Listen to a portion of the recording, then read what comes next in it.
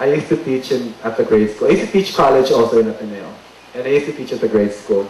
And of course, when I went in, I would never really remember so many names of my students in my class.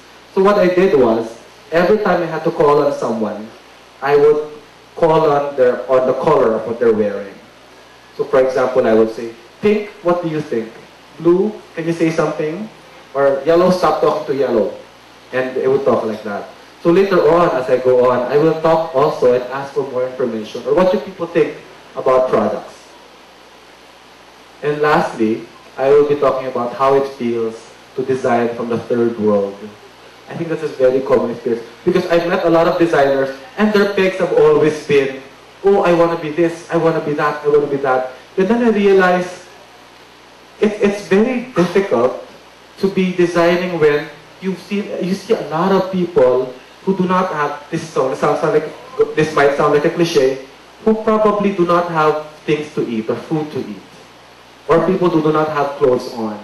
You know, I was watching this this program, Maalaala Mo Kaya, recently, and it has a story about this family, Sagada in Negros or Iloilo, and one of the kids felt bad. One of the kids got sick. I think it was diarrhea. And since they could not afford medicine for the kid, they asked an albularyo to come. And the guy said, since kaya ka nakasakit dahil sa ininom mo, huwag ka iinom ng 3 araw. Of course, the kid died because he got dehydrated eventually.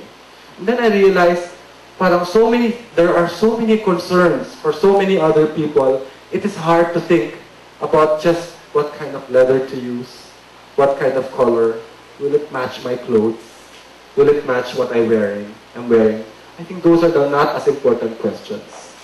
I feel like people ask me all the time, why are your shoes so expensive? In fact, they're not, they're just around 8,000 bucks. But why are your shoes so expensive? That's the average price. And I always tell them, because madaming pinagdaanan na pag-iisip at trabaho. And plus, we try our best to give back also to those people who make them. They're not expensive because they have my name on it. They're expensive for more important reasons. Because we want to give back to the community. And we want to prove to people that Filipinos should not scrimp on details. Because we can also make very, very good materials. And lastly, I turned 30 yesterday. And it was my first time, I guess only time to turn 30 anyway. So I turned 30 yesterday. And it was a very difficult experience. I remember that and I realized every year, in the last 7 years, I would always tell myself, these are every year, since 2001, I would say, wow, this is the best year and the worst year of my life. 2002, I said the same thing. 2003, I said the same thing. Now it feels like every year, every next year, is my best year and the worst year also. But hey, I'm not complaining. Because it feels like, and I've been asked this before in an interview, oh no more speech. I was asked about this in an interview. What do you need in life? What are the things that make you go?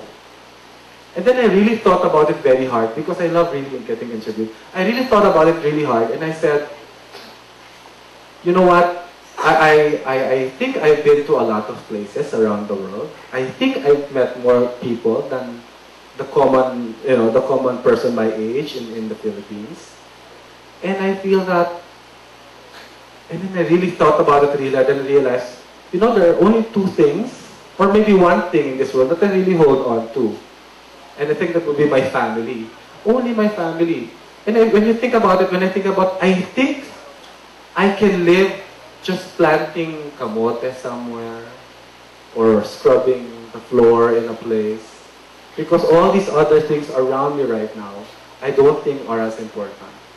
And once you get to feel this way, once you realize that you don't need so many other things, and then you'll realize that you have not so many things to risk. And when you feel like you have not so many things to risk, you realize you can be more courageous with trying out more things. Walang mawawala. Kasi wala naman ako ibang pinanghihawakan.